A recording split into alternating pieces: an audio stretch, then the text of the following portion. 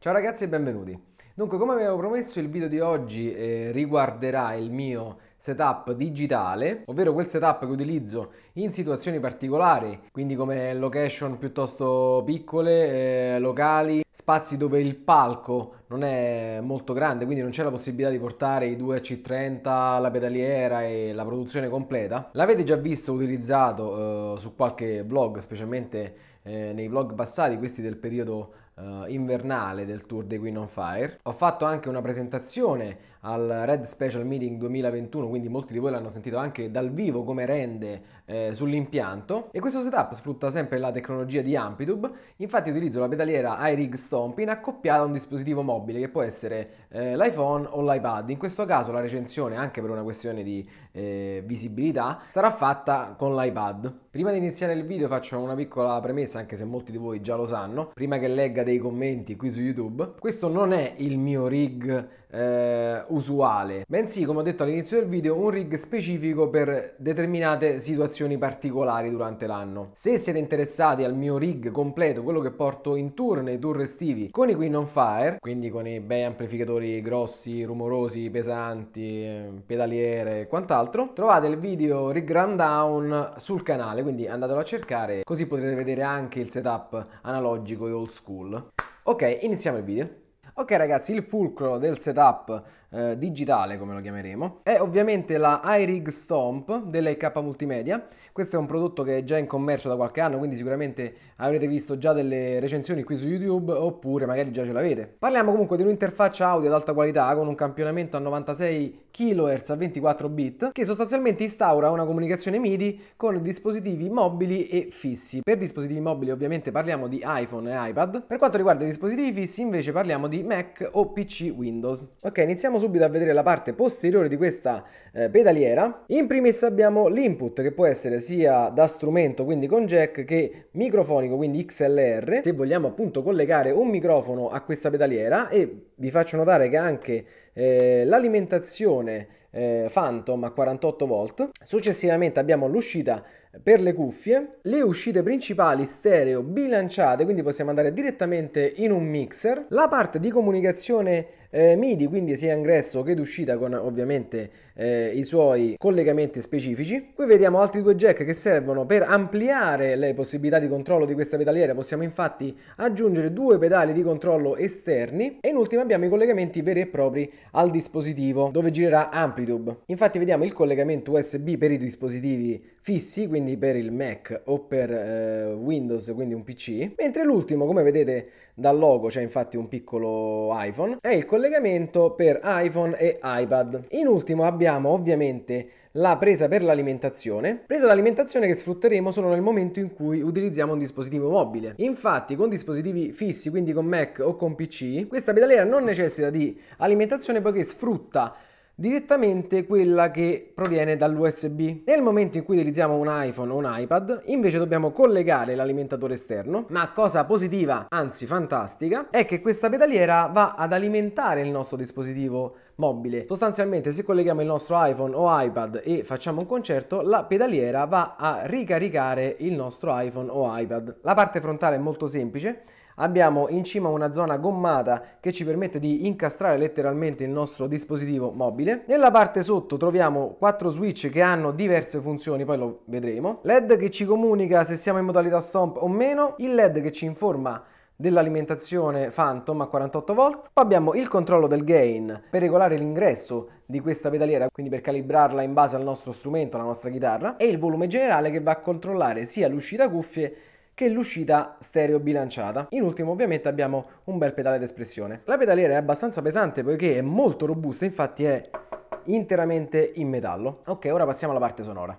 Ok, prima di iniziare vorrei fare una piccola premessa su questo preset e sul suono che sentirete oggi. Dunque, innanzitutto il suono che sentirete oggi durante questa recensione sarà diretto, quindi non sarà registrato da delle casse qui o un impianto. Infatti io suonerò in cuffie e voi lo sentirete diretto sul video, quindi se indossate un paio di cuffie buone sentirete lo stesso suono che ho io in ascolto. Poi riguardo il preset in sé, sentirete che è un preset che suona leggermente diverso da quello che utilizzo nei one take. Infatti questo preset è studiato appositamente per una situazione live. Mentre nei one take ho optato per un preset che andasse a simulare un prodotto finito, quindi una sonorità di amplificatore con tanto di ambiente e microfoni nella stanza. Per questo preset mi sono focalizzato sul sound secco e asciutto di amplificatori microfonati e pronti per andare su un impianto, quindi su un PA. Ovviamente in una situazione live non abbiamo bisogno di simulare un ambiente, poiché l'ambiente vero e proprio c'è, perché le casse che danno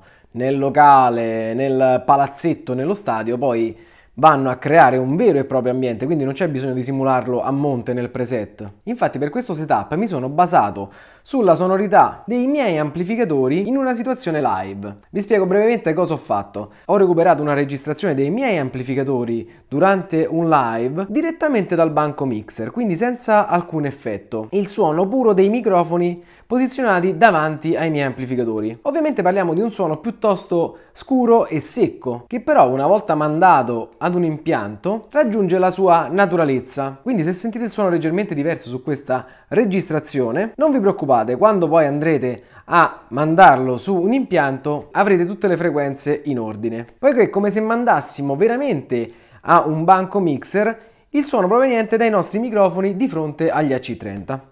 Possiamo partire.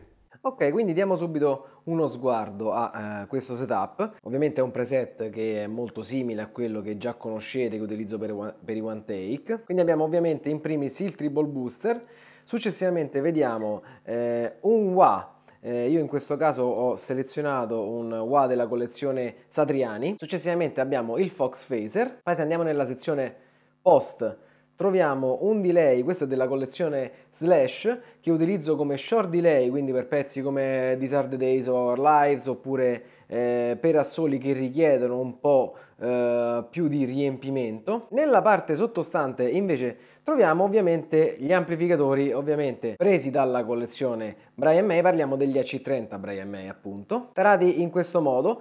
Le tarature, se fate caso, sono leggermente diverse da quelle del preset per i One Take. Infatti in questo caso il volume degli AC30 è ancora più basso, se fate caso è tarato esattamente a metà. Nella sezione cab che troviamo qui a destra ovviamente vediamo i nostri 3 AC30 con i loro microfoni. Dunque in questo momento i microfoni, come vedete, sono due, ma in realtà quello che sentite è uno solo. Infatti se vedete questo slide qui sopra, che adesso vado a muovere, è completamente rivolto verso la parte condenser 67, quindi verso il microfono che vedete a sinistra, il microfono a condensatore.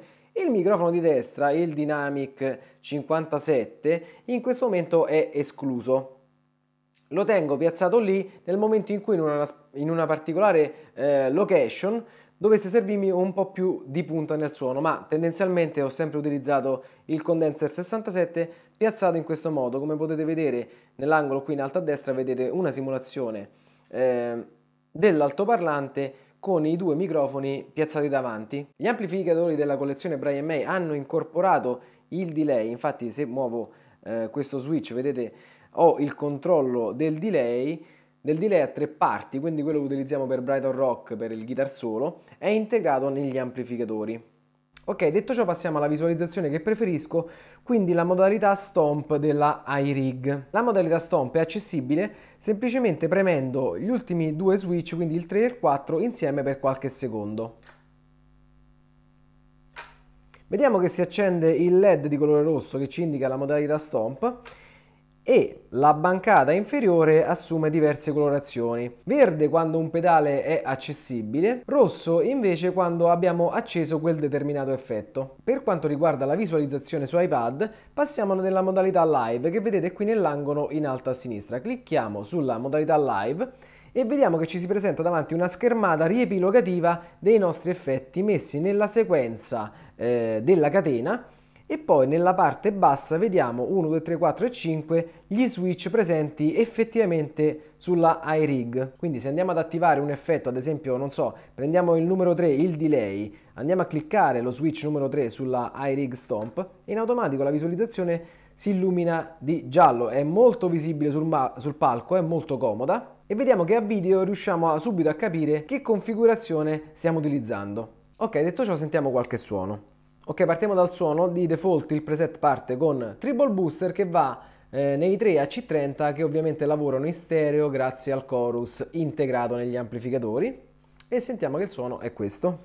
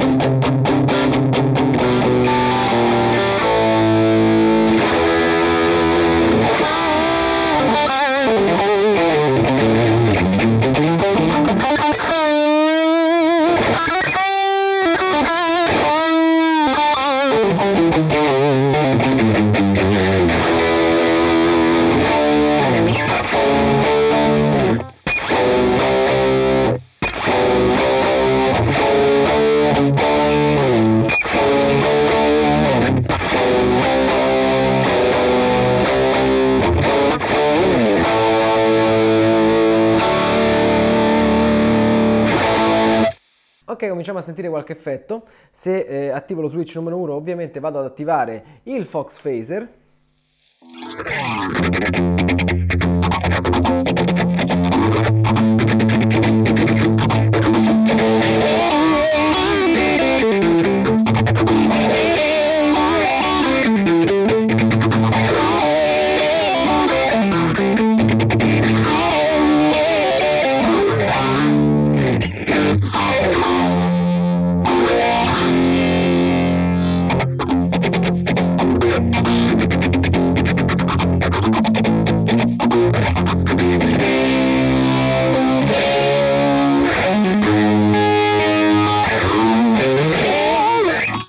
Ok, lo switch numero 3 è un delay della collezione Slash che utilizzo come short delay per pezzi come These Are The Days.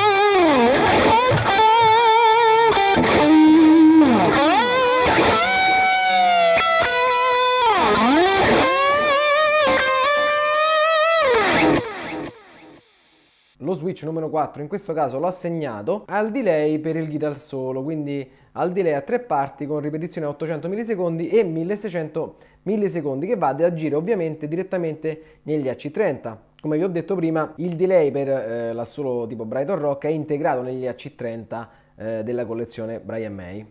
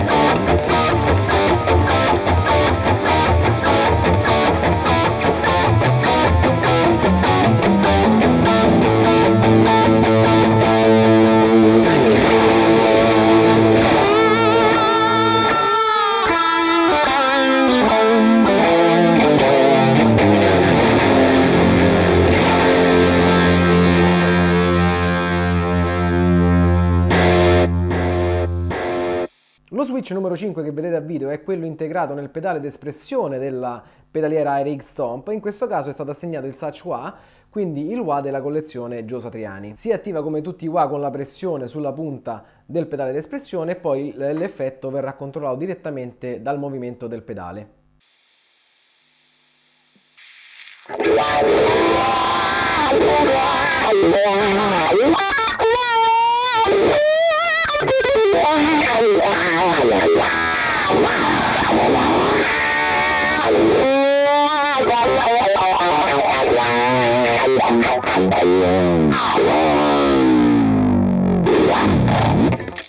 Ok, vi spiegherò brevemente come assegnare una funzione ai 4 switch presenti sulla nostra pedaliera. Ricordate che lo switch può essere assegnato all'accensione e allo spegnimento di un pedale o anche a una funzione del pedale stesso, quindi non so, passare dalla modalità automatica o a manuale del Fox Phaser, oppure controllare l'ammontare delle ripetizioni del delay o semplicemente appunto l'accensione e lo spegnimento. Questa è una pedaliera MIDI, quindi sostanzialmente lavora in apprendimento. Dobbiamo far capire noi dal programma cosa vogliamo assegnare a ogni singolo switch. Ok, facciamo un esempio. In questo momento lo switch numero 2 non è assegnato a niente. Facciamo finta che vogliamo comandare l'accensione e lo spegnimento del treble booster. Quindi andiamo a selezionare il treble booster dalla barra in alto. Come vedete ci apre a video i controlli di questo specifico pedale e in questo momento dobbiamo istruire la nostra pedaliera per capire cosa deve andare a controllare con lo switch numero 2.